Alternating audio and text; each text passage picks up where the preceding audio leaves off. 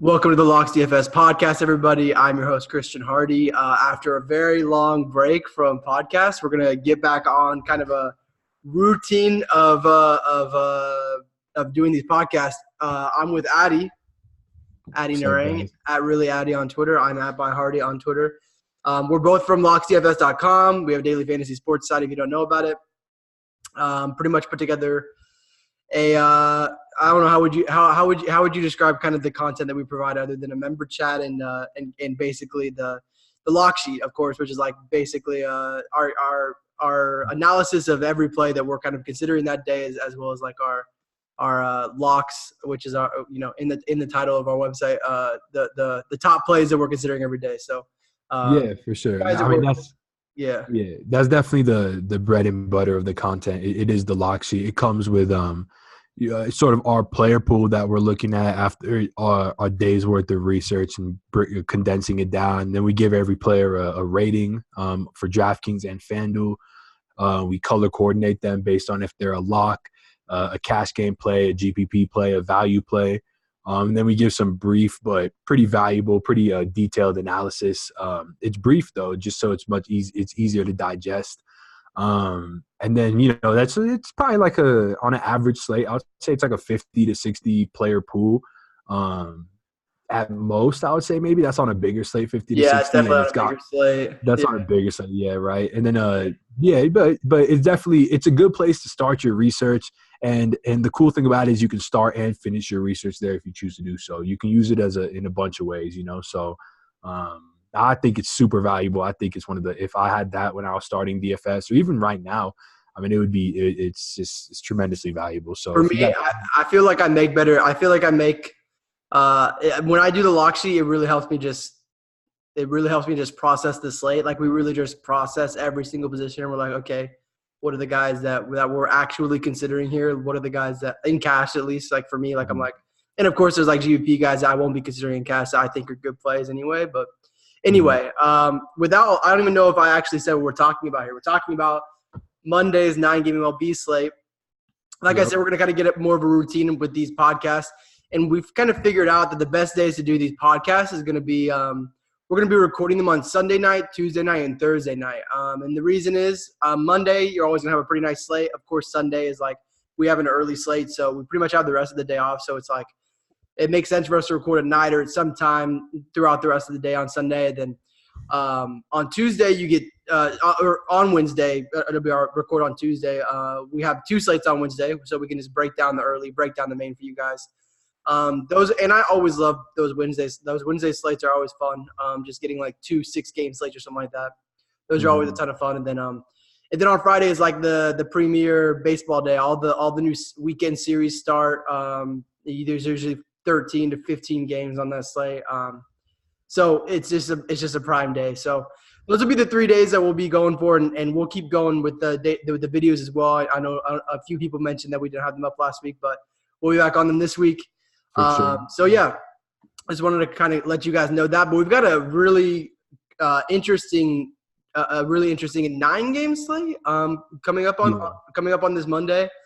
Tons and tons of pitching options, which is where we're going to start. You want to go ahead and just get into it right now, yeah? Yeah, I mean, just when you pull it up, it's chock full of really good high-priced pitching options. And even when you look at, like, the low-price guys, it's not like you're pitching them, but they're not awful pitchers, like Jacob Junis, Julius Chassin, Martin Perez with increased velo. Like, it's not like you're these aren't guys that you feel overly comfortable stacking against, except on a slate like this, which is so loaded with pitching. But, yeah, just looking at it as because this is, the first look. I can run it down from the top. Like I mean, there's just so many. I was gonna run it down with like maybe some Vegas totals as well, which we don't have all of them yet. I'm still waiting on a few, but we have Garrett Cole at the top at 10-7 on DraftKings, facing the Royals, who come in at a 3-team total. We have DeGrom at 10-2 on DraftKings against the Padres in their 3.2 run total. Padres, I believe, are striking out the most of any team on the slate over the last 14 days. Mm-hmm. We have Scherzer. I mean, we're not even done with it yet. Scherzer versus It's in Miller Park against Milwaukee. Milwaukee's team total is at 3.7 right now. Some K upside there. The Brewers have been striking out quite a bit. We have Blake Snell, the reigning AL Cy Young Award winner, against Arizona in Tampa Bay, back home after he kind of got touched up a little bit in Kansas City last week. And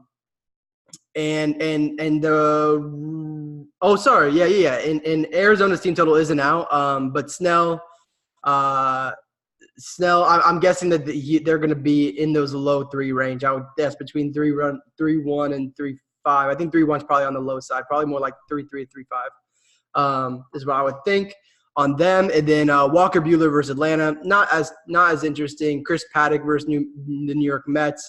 And the Mets do have a 3-4 run total, so a lot of respect for Paddock in Petco Park. And then Cole Hamels versus Miami, which with all the other studs above him doesn't project as well, but still makes some sense there at the top. And he's at 9K, so that pretty much rounds out those top options. Mm-hmm. I mean, those first 4 are all going to be in consideration for cash, I would assume, all day. I would think because Scherzer has the toughest matchup going against Milwaukee, he is going to be the least owned, but it's also Max Scherzer, and he's like cheaper than 2 other pitchers on the slate. So it's kind of hard to tell right now. But I mean, who out of those 4 guys at the top that I listed, if we want to just start there, where you kind of thinking that you'll end up, or what's your preference, I guess, out of those guys? So I guess I'll start on Scherzer. He's not going to be my top option here, but I guess I should go into why I'm going to be underweight on him. Primarily because Max Scherzer is a guy who over the past 3 years has had an increased xFIP to lefties, which heavily accounts for fly balls, and he gives up a lot of fly balls to lefties at typically a decent hard hit rate as well. He generates a ton of pop-ups with the way he pitches, which is why you see that fly ball rate so high. But this Brewers lineup does have some lefties that you could see giving him a little bit of trouble. Obviously, Christian Yelich, Lorenzo Cain got hit by a pitch, so he's probably not going to be in there. That'll probably leave Ben Gamel at the top of the order. He's a serviceable lefty. Then you got, obviously, Travis Shaw, Mike Moustakas. So there are guys in there that are tougher outs for him. And in a ballpark like Milwaukee, which is pretty friendly to the power lefty, it's just not an ideal spot for him. But with that being said, the last 14 days, the Brewers have the 4th highest strikeout rate in the league. A lot of that was without Christian Yelich on the team, so that'll bring it down a little bit. But even with that being said, it's a great strikeout spot for him. But my top option is probably for right now going to be Jacob deGrom. Really interested in always targeting the Padres. I love the fact that he gets the pitcher spot as well, obviously. This Padres lineup leads insanely right-handed. I believe on a good day they throw out 1 lefty. Sometimes they might throw out 2. They got Garcia now, so they can throw him in there. Yeah, Greg Garcia, true. But it's going to be, 6 or 7, maybe even 8 righties, including a pitcher spot. Jacob deGrom got the 2.26 xFIP versus righties with a 14K per 9. Just elite numbers. And these numbers go back to last year. He's probably the toughest pitcher on righties next to Max Scherzer, and great ballpark for him. These guys, like Christian said, been striking out the highest rate in the league all season, including the last week. So super good spot for him. And then Blake Snell, I was really curious to Blake Snell as to like why he got banged up these past 2 games. I think that first game back versus Kansas City, you could probably put it on his toe. I remember he came back from that broken toe, just didn't look the same.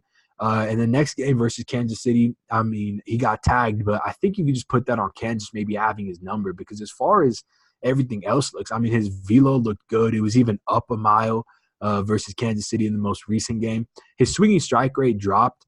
His swinging strike rate in order from the first game of the season was 11%, then 22.6, 22, 22, and then 15.4 versus Kansas in the game he got touched up on, and then 12% in the game versus Kansas as well. Both of those are great swinging strike rates, swinging strike rates, and brings his total yearly to an average of 18%. So I like him to regress back into that range. I'm not worried about him at all as far as being hurt off that toe. I don't think we'll see a pitch limit on him because he was limited in that second game, or in that first game, and then the second game he got pulled at 75 because he got tagged. So don't think we'll see a limit on his pitches. And if he's going to come in under-owned for that reason, the fact that he got touched up the past 2 games, then all the more reason to be overweight on him at 9.7K. So really liking those 2 guys. Obviously, Garrett Cole, ton of merit to him. The guy's got a 16.2% swinging strike rate this year that's neck and neck with Max Scherzer. 2.01 xFIP to righties, 3.33 to lefties. And this Kansas City lineup does have a fair amount of strikeouts in it amongst like those power hitting like O'Hearn and Soler. That I think you'll be able to exploit that. So interested in those 3 guys. Probably going to be the most underweight on Max Scherzer as of midnight the night before. Who knows when the lineup comes out, but that'll be for the lock sheet, I suppose. Yeah, I wanted to say about Snell that I just did a search of his name like before, and he said Blake's. I mean, it's like very like from a newspaper type of like spin on it, but the quote from Snell itself is like Snell said he's feeling more confident after his last 2 starts. He said, I saw stuff that I need to clean up that I'd like to keep to myself. Through this week, I felt very confident, very comfortable with how I've been throwing the ball. So everything seems fine to go. Like everything seems good to go there. And I don't have a lot of concern about Blake Snell, especially in this park, in this matchup. I guess it's tough to say that he's going to be the chalkiest just because you got DeGrom and Cole and Scherzer. But, I mean, 9.7. I don't think he'll be the chalkiest. Yeah, Blake Snell at 9.7, though, makes people love scrolling through box scores, especially the casual player. So he's not going to be the chalkiest. You know, I mean, the Diamondbacks, they do, you know, they have a 20% strikeout rate versus lefties. That's 4th best in the league. So they're not a team that's going to strike out a ton, but with guys like Blake Snell, elite pitchers like this, they make adjustments and they'll be just fine. So I think we'll see his strikeout prop probably come around like over 7.5 at like -115 on the over, which is just fine for me at 9.7K. Are there any of these cheap guys kind of after that you want to talk about? I mean, under Paddock, I mean, I think you consider the rest of those guys we didn't mention, like Buehler, Paddock, Hamels. Those guys, just because you're so close to getting up to Snell, probably all going to be kind of considered GPP plays for me, so we won't get too far into those guys. But, like, going down way further, you said something about Jacob Junis. Go ahead. And then we have Josh Smith, who's supposed to throw 4 or 5 innings for Boston at 4K against Baltimore. Pretty cheap price on him. You mentioned Perez. He's 6.6 against Toronto, a team that's been striking out quite a bit. I mean, are there any spots that you were at least considering? I think that pretty much we could probably say with pretty good certainty that everyone else, except for those top 4, are probably more tilted toward GPP plays. But but kind of like, yeah, who you I mean, none of these guys that are too cheap really interest me.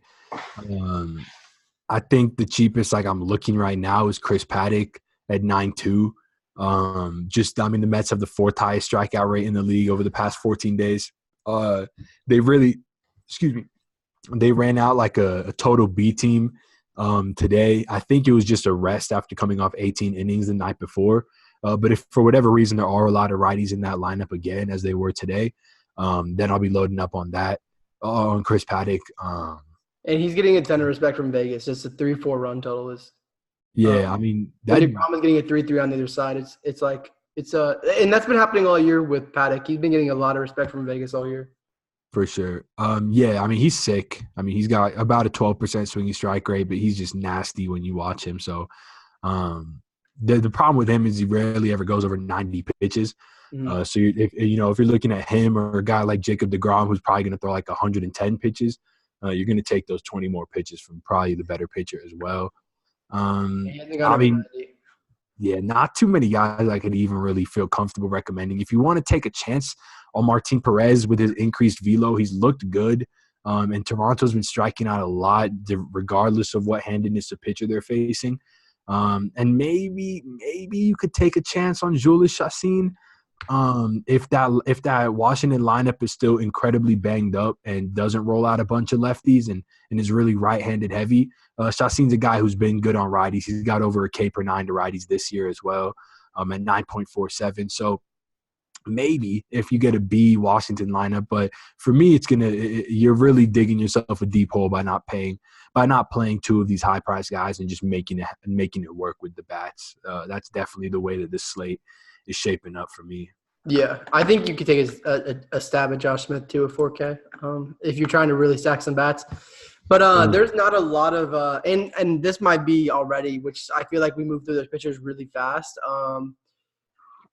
And even at this point with the pitchers, it's really hard to kind of really decipher. I mean, you're probably just, like I said, you're probably going to play two of those top four and kind of go on from there. And it'll be interesting where ownership lands on all of those guys. I will say on Smith, like he's been getting his K stuff has been good in AAA this year. But he is a fly ball pitcher in a pretty small park. We don't have the team total yet, so it's kind of hard to judge, but he's 4K, so it's supposed to go 4 to 5 innings. So if you really want to stack some bats, that makes sense to me as well. Unless we see a crazy team total or something like that. Other than that, I think let's just go ahead and move on to bats. I have like this eye thing going on, so it's I guess Christian's powering through right now. He's got something's up with his eye. So I don't know what's going on. It's been going on all day, man. So hey, it's all good, man. At least you're here. Yeah, I mean, so because the pitching is so good, and I mean, we skipped a lot of this mid-range, but I mean, even in the mid-range, like you have pretty solid under Hamels. You have pretty solid pitchers like Vince Velasquez pitching in a big park in St. Louis in Busch Stadium. You have Kevin Gausman in LA. You have Marcus Stroman against Minnesota. Merrill Kelly doesn't give up a lot of hard contact against Tampa Bay. John Means, who has been pretty good against Boston. Like, I mean, there's no clear spots to stack on this slate. It looks like to me.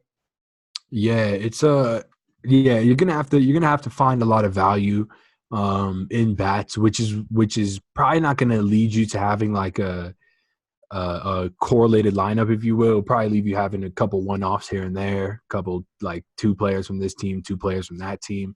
I mean, just scrolling through these bats prices. I'm not entirely sure how we're going to do this, if we're going to go position by position and just true. But you got bats at every spot that are like that are playable. I mean, you got Corey Seager at shortstop. He's 3.6K. You're going to have to find guys like that, pair him with guys like Matt Carpenter, who's 3.8K, pair him with a guy like, Randall Grichuk or Vladimir Guerrero. But you really just want to look at spots. I mean, I have a few spots that I'm kind of interested in. I know I talked about Martin Perez, but I do think the Blue Jays are underpriced for having a 4.6 team total. You're getting Vlad at 3.9K. Which is pretty fun. Grichuk's an awesome price, 4-1.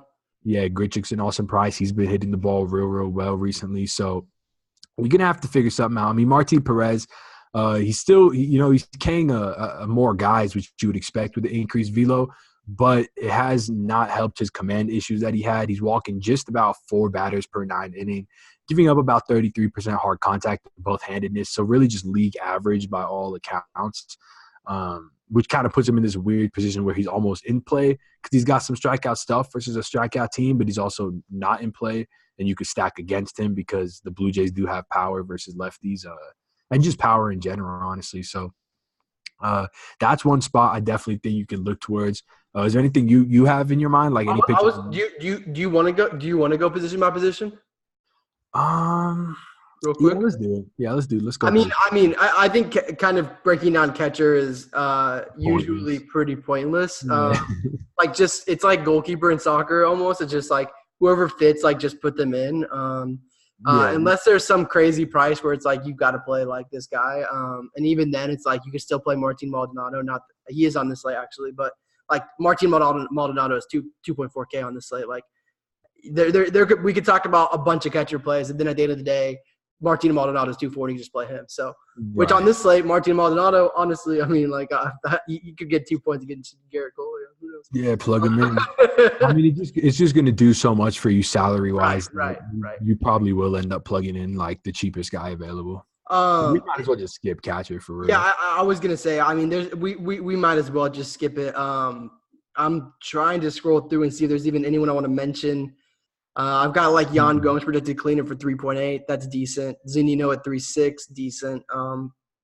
That's pretty much all I'd say like on that.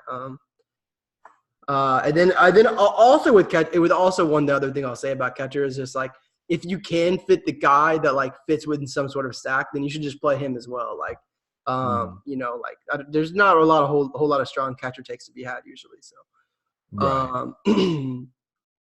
like I said, pretty like slate dependent though, I guess, but like everything is in DFS. All right, first base. Let me just go up and just see who's the most expensive real quick.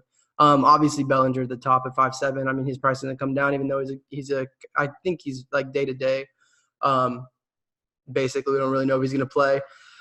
Probably not going to get like a Mitch Moreland. So first base is looking like Reese's at the top, Rizzo, Pete Alonso, but none of these. Not too interested in any of these top guys. Do you see anyone at first base that stands out to you off the top? And I'm going to scroll through real quick. I mean, actually, I do see one person. I see one person here. Yeah, I mean, it's going to be incredibly hard to afford any of these top guys, and so it's also good that none of them are really in elite spots.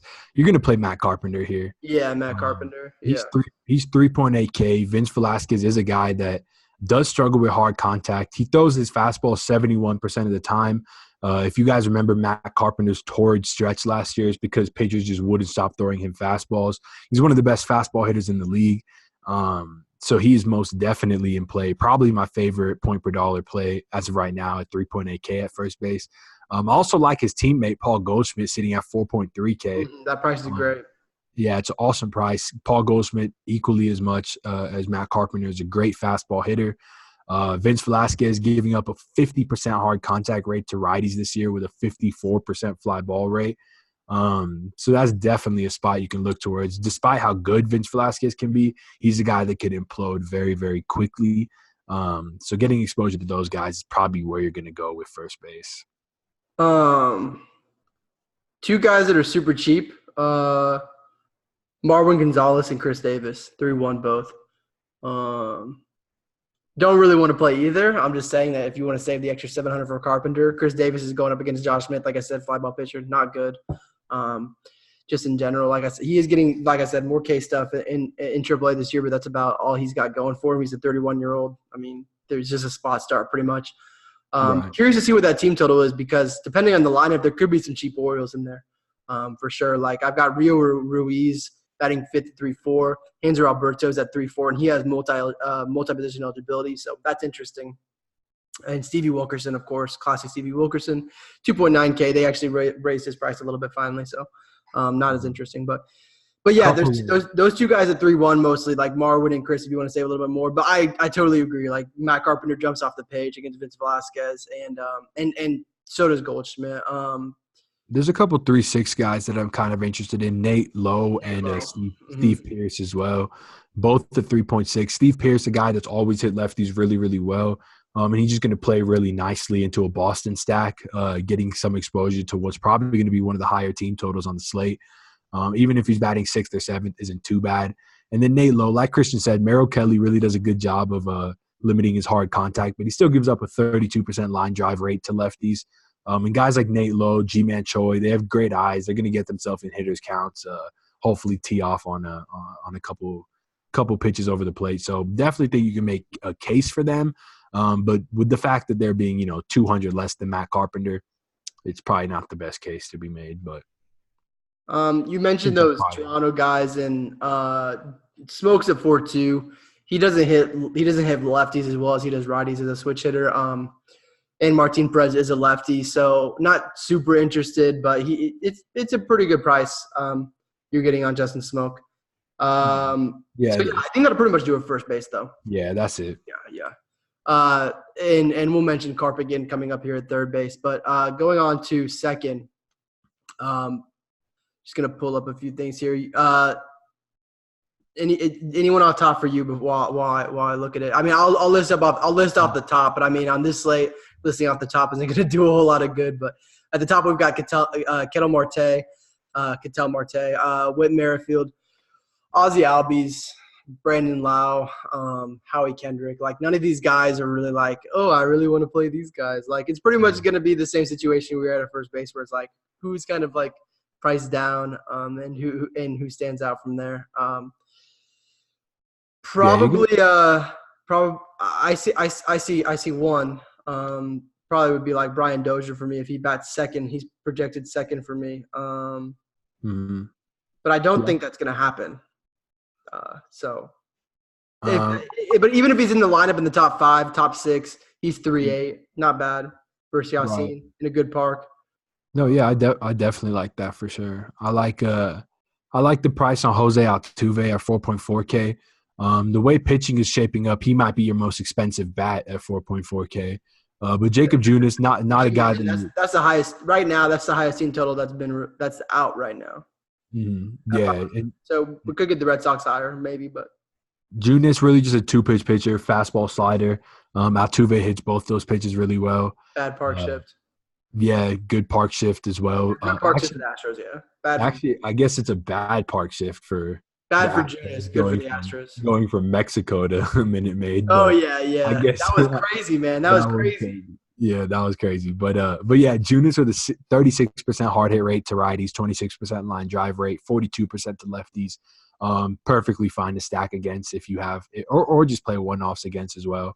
So I like this price on Altuve. Curious to see where Cesar Hernandez bats. I'm assuming he's going to be down in the order. But at 3.8K, I don't hate him either. Miles Michaelis is a guy that, like, I'm just not afraid of targeting. And so I think you could go there. I got another one actually. Go ahead. He's on a 3.4 run total, but Robbie Cano is 3.5. Yeah, I saw that. Yeah, that's real cheap for a guy. I mean, over the last year, 339 WOBA, 205 ISO versus righties. So terrible park, but the price. I mean that he's been cheap all year. Like, he's been sitting around like 3.9, 4K, 4.1. Seeing him at 3.5, I know Paddock's been good, but you definitely can play him at that price. Paddock, for what it's worth, has a 43% hard contact rate to lefties with a 45% fly ball rate. So, yeah. You know who has over 40% hard hit and hard contact to lefties this year? Who? Scherzer. Oh yeah, I mean that makes sense. I mean, sure, that hard contact rate will come down, but that fly ball rate's going to stay right there, if not go higher. Like, you know, he's going to generate softer pop ups, but.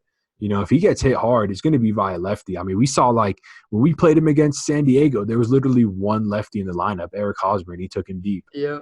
And it's just like he struggled. I mean, I remember when I was on that Fantasy Insiders podcast, my favorite home run call ever was Travis Shaw versus Max Scherzer. That sub 4K home run call. He hit a home run. He's going to be in the lineup again. So it's not like, you know, if you want a one-off Mike Moustakas at 4.3K, I'm not going to be mad. Like, I think you could luck your way into a home run. And if Scherzer is, like, going to come in for whatever reason really chalky, like the chalkiest pitcher, then yeah, throw in a Moustakas or a Travis Shaw one-off, a Christian Yelich one-off. Totally fine by me. Last guy I'll throw in is just Danny Descalso if he bats leadoff, but I don't love it. And we don't have a run total for them yet, but it is in Wrigley against Sandy Alcantara, who I don't have his contact pulled up, but I know that it's not good. I'll pull it up because I actually want to just know it. To lefties this year, he's giving a 5.68 xFIP. He is getting a decent amount of ground balls in soft contact, which is good, but for him. But still, I mean, when you see an xFIP that high, definitely something to know, and he's given up all his home runs to lefties this year as well. So if we see Descalso lead off, I'll definitely have some interest in him. All right, that should pretty much do it for second base for me. If you want to pay up, don't. Yeah, it's not pretty. not a second base. If I was gonna pay up, probably, like this is like Altuve, I'd probably pay for Jonathan VR if I paid up. Yeah, versus Josh Smith. Yeah, that makes sense. 4.6, yeah. Third base, you got Matt Carpenter again. I mentioned Rio Ruiz if he bats fifth. I mean, he's not great, and he doesn't add I would say almost any power. But he's going against Josh Smith, and he's 3.4K, and he's projected about fifth. You also have Travis Shaw, who's at 3K against Scherzer. If you end up not playing Scherzer, and you want to punt with Shaw, lefty, the great park for lefties in Milwaukee. We already mentioned the Scherzer hard contact. We can mention this is probably going to be the cheapest guy on the slate that makes a lineup. Jake Knoll, 2,200. Right. I feel like this is a weird podcast because we're just mentioning guys that are cheap. But Jake Knoll's 2-2. So if you're playing Carpenter at first, and you need to punt third base, he'll make some sense, especially if you have like Dozier at second. You have the little Washington stack. Look, if Jake Knoll makes the lineup, he'll probably be the chalkiest third baseman because it's going to open up so much salary for everyone else to do other things. And getting a 2.2K player doesn't matter where they're hitting, doesn't matter how good they are. It's just Stevie Wilkerson, man. Yeah, Stevie Wilkerson, 2.1K Chris Davis, whatever. If you punt with a catcher at 2.4 and punt with Knoll at 2.2, then you're looking at 4K per bat or so. I'm just doing it off the top, something like that, and that's serviceable. So I think I'll probably be on him if he makes the lineup. Won't feel great about it, but hey, if he hits a double, you're lit after that. Take those 5 points and you're off. I like this price on Vlad, 3.9K. He's only got 6 ABs versus lefties in the majors, but he's got a 75% hard hit rate, 50% line drive rate. BABIP of 0 because nothing has landed in the field. So he's gonna. He's had a slow start to his season, but he's hitting the ball hard. 75% to lefties, 50% to righties. I think he'll be obviously just fine. And getting a guy who's probably going to end up, when all said and done, being averaging around the high 4s, low 5Ks, and getting him at 3.9. You could be early on that. Justin Turner, 3.9K. I think the most popular shortstop, not to jump the gun, is probably going to be Corey Seager at 3.6. So you can easily make that 2-3 stack between Turner and Seager for 7.5K, which is super, super cheap, all things considered, like talent level wise. So I think there's a decent amount of options here, but that's probably where I'll go, somewhere around there. Yeah, then you got Bregman at the top too at 5K. If you're trying to pay up, that's probably just pay for him. My eye just flared up, so that's great. We're close though. We're close. We're close. Just shortstop, outfield, and shortstop, outfield. Outfield, I'm sure will be a lot. Let's You want to go ahead and move on to shortstop? Yeah, let's do it. Okay. So yeah, you mentioned Seager, and he's probably actually going to project as the best shortstop, I'd guess. Let me just I've got my tabs all messed up here. You got sorry, I'm scrolling through right now. It's dry, bro. It's extremely dry. Yeah. I just kept scrolling and then I just got to the end of the game. There's guy obviously Seager at 3.6 is just a glaring misprice.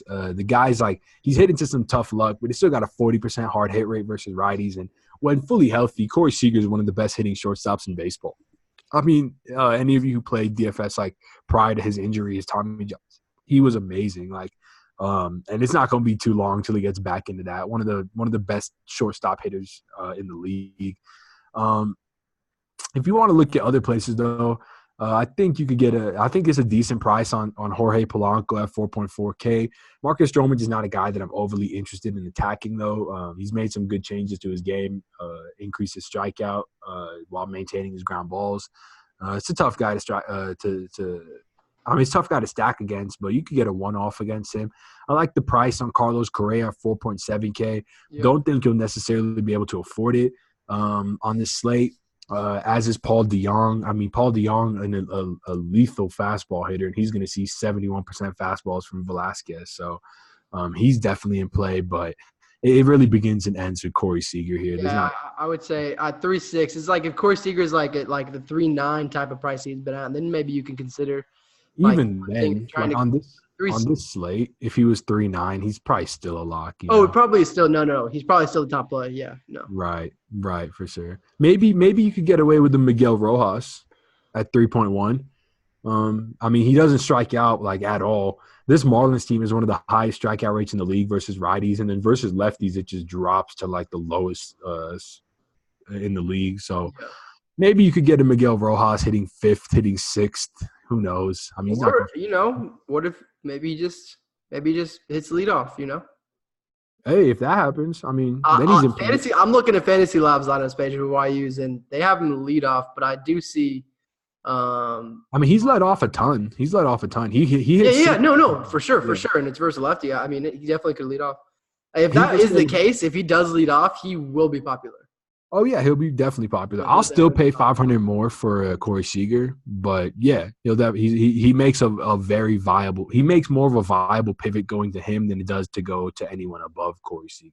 I definitely think knowing what this Miami total is, and we don't know this, but knowing what that Miami total is, knowing what that Baltimore total is, will definitely kind of impact a little bit. And obviously the lineups. I mean, obviously more than anything the lineups, but. Just knowing what those totals are, because those are both – there's a lot of – I mean, Marlins don't have a batter over 4K. So you're looking – I mean, and Hamels has been good. I mean, Hamels has been good. But when you're looking at guys that are that cheap and you're trying to get pitching in, it's just like you can definitely play some Marlin. Probably not some, but you can definitely play a Marlin. But, yeah, no, shortstop is definitely super dry. And I'm glad you pointed out Rojas because that actually makes a lot of sense. On the slate, but yeah, definitely starts with Seager as well. Still, and then BR still here too. But I mean, if you, probably not going there, probably not going to pay up there. But actually, probably just play for Correa if you're around that price range over VR at that point. For me, okay, let's move to outfield. Let's do it. Okay. Price wise at the top, Springer is really, really priced up at 5.7. Yelich is Yelich, so it's like pretty expected pricing. Actually, they priced these Boston guys back to where they should be. Like Betts is 5.5, JD is 5.1. Probably just not necessarily on means, but just facing Baltimore pitching in general. They'll probably be around these prices for the whole series, So, right. But yeah, off top, anyone that you see that you like, and I think this time this should be the one position where maybe we don't start with the values because they're probably that you could play that aren't super cheap. Yeah. I mean, I'm not gonna go super cheap with the first guy I mentioned, but I'm gonna go way too cheap for who he is, and that's Bryce Harper at 4.5K. I can already tell you he's gonna be in my lineup. I've been picking on lefties versus Miles Michaelis for this entire season. I mean, they got the Votto Winker home runs off of him. It's like he gives up home runs to lefties like every lefty he faces. I mean, he's got a 2.65 home run per 9 to lefties on the year, 5.93 xFIP with a 37% hard contact rate and a 44% fly ball rate. Guy like Bryce Harper, who's really been struggling recently with his strikeouts. He's just getting his like elixir with the guy who just doesn't strike out anyone. Dude's got like a 6% swinging strike rate. Bryce Harper's gonna make contact with the pitches that Miles Michaelis is throwing, and they're probably gonna go a long way too. So for 4.5K, he's my favorite point per dollar outfielder. Like I feel pretty comfortable just declaring that right now. I mean, Randall Grichuk, I really like his price at 4.1. He's hitting 306 versus lefties this year. As always, Grichuk just hits the ball hard as hell. He's hitting the ball 38% hard hit rate. 25% line drive rate, just a good hitter all in all. I would say overall, just projections in general have thought that Grichuk has been cheap all year long. It seems like he's priced more like 4.4. So yeah, he's been way too cheap. And on that similar note, Teoscar Hernandez, who's probably going to be batting maybe 5th. He hits lefties a lot better than he hits righties, especially this year. 267 versus lefties, backed up pretty strongly by a 54% hard hit rate versus lefties, 39% fly ball rate, just the average BABIP at 280. So he's not really getting lucky as far as batting average balls in play. The most important note on that is his K rate is 13.9%, which is equal to his walk rate, 13.9%. So he's got a good eye. He's got good power. Really like him a lot. Think he pairs really well with a Grichuk, maybe a Vlad stack. Think that makes a ton of sense. I would say the other guys on Philly are also priced down, which makes me interested in them. Odubel is 3.6, and Andrew McCutchen leadoff is 4.3. Their team total is only 4, so I wouldn't be really too interested in stacking it. It's probably just like Bryce is 4.5, so just play him. I think those guys are both fairly priced. Definitely fairly priced. And going through the outfielders, it does seem like I guess it's probably just a fact of like how good the pitching is. But definitely like I'm not seeing a ton of prices that I'm too interested like that really stand out to me. By the way, the Twins and it's like that Twins and Blue Jays total dropped a half run while we're in the middle of the podcast. So just Martin Perez, I don't know. No, yeah, but I mean, like looking like over 4K, like Harper and Grishuk seem like pretty head and shoulders above the rest to me, like in terms of value you're getting for your dollar. Yeah, it's not great. I like these St. Louis outfielders. I think Jose Martinez at 4.3K. He's another one of those really good St. Louis fastball hitters. Obviously, if you can't afford Ozuna at 5K, I think Joe Mart at 4.3 makes a lot of sense. I mentioned that Stroman's not a guy that you really want to pick on, but Eddie Rosario, Max Kepler, they're fairly cheap at 4.5 and 4.4 respectively. I mean, Stroman's yet to give up a home run, I believe, this year. He's yet to give up a home run this year. 3.7 xFlip to both handedness and a ground ball rate at 55%. So just like a tough guy to definitely a tough guy to stack against, but you could get away with a one-off here or there. And I also like the price on Josh Reddick. He's down. He's been batting, I believe, sixth, right? Sixth to seventh. He's sixth every day. Yep. Yeah, sixth every day, and he's 3.9K. He's good exposure. Junis, like a two home run per 9 to lefties on the year. Something like that. Yeah. Yeah, 44% hard hit rate. For sure. Yeah, I just had that up, but so he makes a ton of sense if you want to pair him with a couple Astros that you might have. So I think there's options here.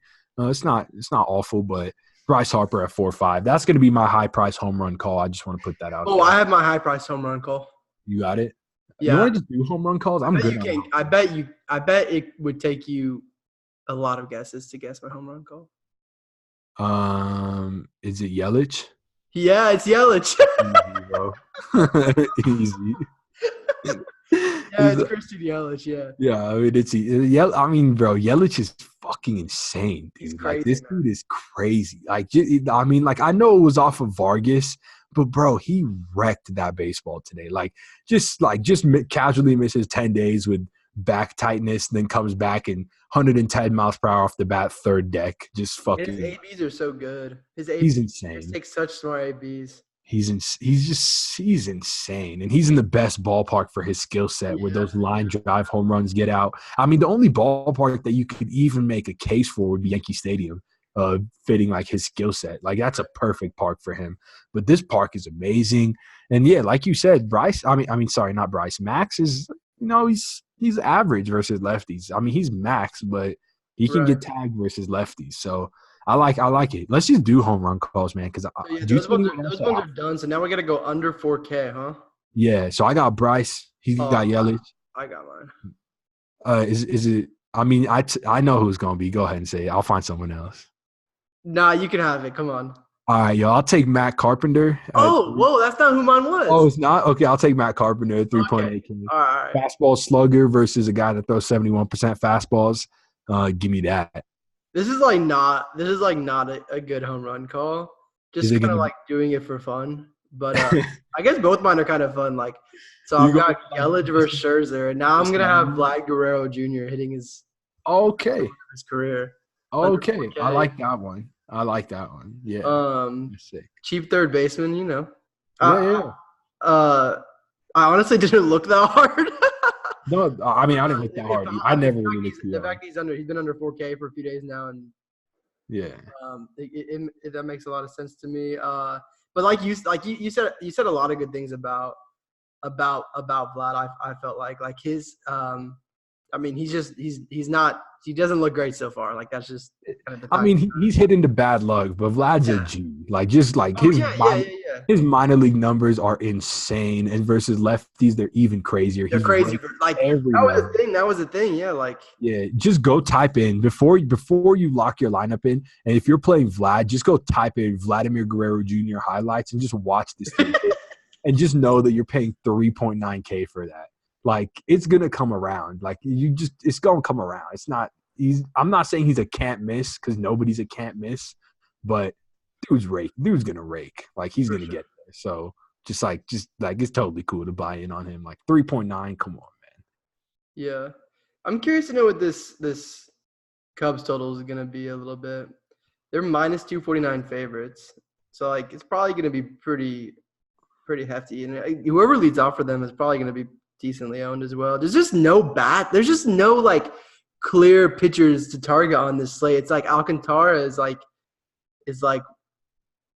not that bad, but he's like the worst, like probably the worst. Like maybe. Yeah, he's not that bad. You're gonna have to pick and choose your spots. Like it's like it's not gonna be like you're gonna have 3 of one team, 3 of another team, and 2 of another. Like that, like might, but probably not. You might get 3 Blue Jays in there, a couple of Dodgers, a couple of Phillies. Like you might make it work, but for the most part, I think the optimal build is going to be get your pitchers, have your takes on your starting pitchers, spend the majority of your time figuring out who you're going to play, look at the look at everything, or join locksdfs.com and we'll do it for you, and we can talk about it in the members only Slack chat as we talk about it every single day, because it's dope in there, and so if y'all want to get in there, please do. I had some people DMing me. I think I got back to everyone tonight that were just talking about joining because it's just been going well. People have been seeing results. So if you want to do that. But spend your time on pitcher, fit the bats that you can, and cash out. For sure. All right. With all that said, are we good? That's the podcast. We're good. We're good. I'll be making the video that the usual. I know Christian mentioned it. The daily MLB breakdown. We'll be rotating, so I'll take the Monday day, and then we'll just rotate from there. It'll be awesome. Sorry I took this week off. I was just kind of like my jaw was messed up. I had to go to the dentist a few times. The slates were weird. Just kind of took it off. So we'll be back on Monday. It's gonna be fun. It's gonna be great for sure. Yeah, that's it. All right. Me and my bad eye are out. No more looking at this computer screen. Well, I got to post the podcast, but after that. I can just close them, and fall asleep. Take a nap. Just a long one. All right. Thank you guys so much for listening. If you don't follow us, if you don't subscribe to us, wherever you're listening to this, we do post it on iTunes. If you're not subscribed on iTunes, we're on iTunes. If you're on YouTube, you can hit subscribe there. You can hit subscribe on iTunes. Do that. We really appreciate it. We hope we helped you guys out. And again, if you want more of our opinions on slates, we're playing these slates every day. We're going to be playing them every day through the summer. So, locksdfs.com. That's where we're at. locksdfs.com. All right. Thanks so much for watching, listening, wherever you are. And we'll see you guys on Adi's video tomorrow, but also for the podcast on Wednesday. See you guys then. See you.